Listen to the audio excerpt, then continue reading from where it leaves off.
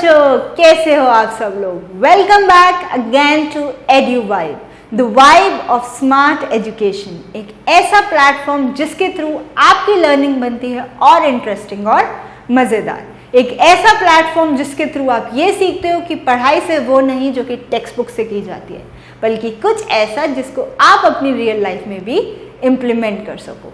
तो इस सीरीज में बच्चों हम लोग कवर अप कर रहे हैं आपकी क्लास 8 सोशल साइंस की ज्योग्राफी की टेक्स्ट बुक, जिसमें चैप्टर 1 हम लोग कवर अप कर चुके हैं, जिसका लिंक डिस्क्रिप्शन में है। तो जल्दी से जाओ और उसको देख के आ जाओ। और अब हम लोग स्टार्ट करने वाले हैं चैप्टर 2 का पार्ट 8। तो ऑलरेडी 7 पार्ट्स कवर अप कर चुके हैं, वो भी डिस्क्रिप्शन में है। और आज हम लोग स्टार्ट करेंगे पार्ट 8 की तरफ, जिसमें हम लोग सीखेंगे कंजर्वेशन ऑफ वाटर रिसोर्सेज। क्योंकि वाटर क्या है हमने जान लिया, वाटर से प्रॉब्लम्स क्या हो रही हैं, जैसे वो कम हो रहा है वो भी हमने जान लिया। अब क्या जानना जरूरी है कि हम इस वाटर को कैसे कंजर्व कर सकते हैं, कैसे इसे एज अ रिसोर्स बचा सकते हैं।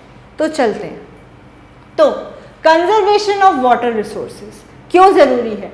Access to clean and adequate water, यानी कि साफ और सही पानी आजकल की सबसे बड़ी दिक्कत है। This is the major problem जो कि हमारा वर्ल्ड फेस कर रहा है।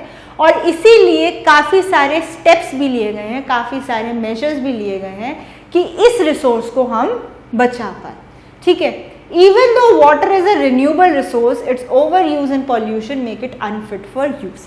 अब ये तो पता है भाई ये रिन्यूएबल रिसोर्स है, यानी कि रिन्यू हो जाएगा पक्का, लेकिन क्योंकि हम इसको अपनी नीड से ज़्यादा यूज़ कर रहे हैं, ओवर यूज़ कर रहे हैं, उसको पॉल्यूट कर रहे हैं, उसे गंदा कर रहे हैं, इस वजह से इसको बहुत ज़्यादा बचाने की भी ज़रूरत हो गई। क्योंकि हमेशा जब हम किसी चीज़ को ओवर यूज़ कर लेंगे अपनी नीड से, तो वो रिन्यूएबल होकर भी प्रॉब्लम में आ जाएगा। ठीक है, डिस्चार्ज ऑफ अनट्रीटेड और पार्शली ट्रीटेड सीवेज, जब हम गंदा कूड़ा या जिसको हमने ढंग से ट्रीट भी नहीं किया है वो सीवेज पानी में ही डाल दें, या फिर एग्रीकल्चर केमिकल्स को पानी में डाल दें, या फिर जो हमारे इंडस्ट्रीज से निकला वेस्ट है वो पानी में डाल दें, वो सब पानी को गंदा करते हैं।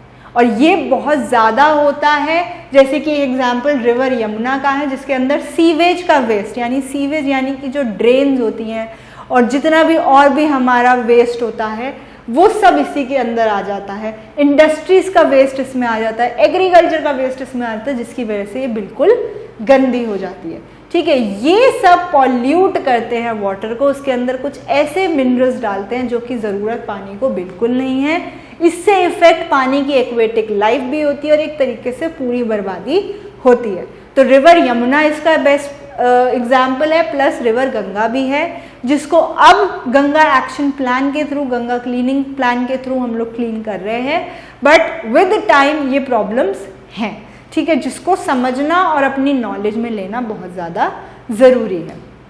ठीक है, most of the chemicals are non biodegradable. जितने भी हम केमिकल्स पानी में डालते हैं वो नॉन बायोडिग्रेडेबल होते हैं, यानी कि समय के साथ सॉइल में मिलते नहीं हैं, जैसे होते हैं वैसे ही हो जाते हैं। और उससे क्या होता है, एट द एंड पानी को कंज्यूम तो हम ही कर रहे हैं, तो आना तो हमारी ह्यूमन बॉडी में ही वापस है।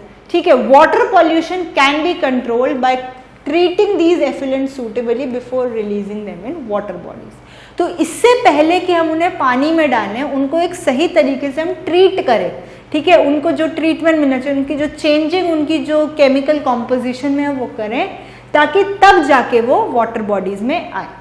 Forest and other vegetation cover slow the surface run of and replenish underground water. जितनी फॉरेस्ट हो सकते हैं उतने करें हम, जितनी एफॉरेस्टेशन है उसको करें, ताकि जो हमारा अंडरग्राउंड वाटर है, जो ग्राउंड वाटर है, उसका लेवल मेंटेन रह पाए। नेक्स्ट है वाटर हार्वेस्टिंग, यानी कि पानी को बचाना। ठीक है, जैसे रेन वाटर को हम हार्वेस्ट करते हैं और वो सब। The canals use for irrigating field should be properly line to minimise losses by water seepage. अगर हम लोग कैनल्स का यूज कर रहे हैं पानी को पहुंचाने के लिए फील्ड में, तो इस तरीके से करें कि पानी लॉस ना हो। भाई जितना पानी चाहिए बस उतना ही हो। फिर हम स्प्रिंकलर्स का यूज कर सकते हैं, ऐसे स्प्रिंकलर्स लगा सकते हैं ताकि जो फील्ड है उसमें पानी पहुंचे, लेकिन एक सही अमाउंट में पहुंचे without the loss of water. ठीक है, और जो ड्राई रीजन्स होती हैं जहाँ पे इवेपोरेशन बहुत ज़्यादा होती है, वहाँ पे ड्रिप और ट्रिकल इरिगेशन यूज हो सकती है। ड्रिप इरिगेशन क्या होती है जिसमें बूंद बूंद जहाँ रिक्वायरमेंट होती है वहाँ पर पानी प्लांट को मिल जाता है। क्योंकि जो वैल्यूएबल रिसोर्स है वाटर, उसको कंजर्व करना बहुत ज़्यादा ज़रूरी है, वरना विद टाइम ये रिसोर्स ख़त्म हो जाएगा और हम एज ह्यूमन सिर्फ देखते ही रह जाएंगे कि हम नेक्स्ट क्या कर सकते हैं। तो इसको समझना, इसको सेव करना, इसकी वैल्यू को जानना बहुत ज़्यादा ज़रूरी है। ठीक है जी, तो ये है आपका वाटर एज अ रिसोर्स और उस रिसोर्स को हम किस तरीके से कंजर्व कर सकते हैं। एंड विद दैट हम लोगों का पार्ट 8 होता है एंड, जिसमें हमने बेसिक प्रोसेस सीखा कि हम अपने वाटर को कैसे कंजर्व कर सकते हैं और ये एज अ रिसोर्स कितना इम्पॉर्टेंट है और इसको सेव करना कितना ज़रूरी है। और अब मैं आपसे कब मिलूंगी नेक्स्ट वीडियो में, तब तक के लिए स्टे ट्यून्ड और चैनल को सब्सक्राइब कर दो ताकि आने वाली कोई भी वीडियोस मिस आउट ना हो जाए। थैंक यू बच्चों, बाय बाय।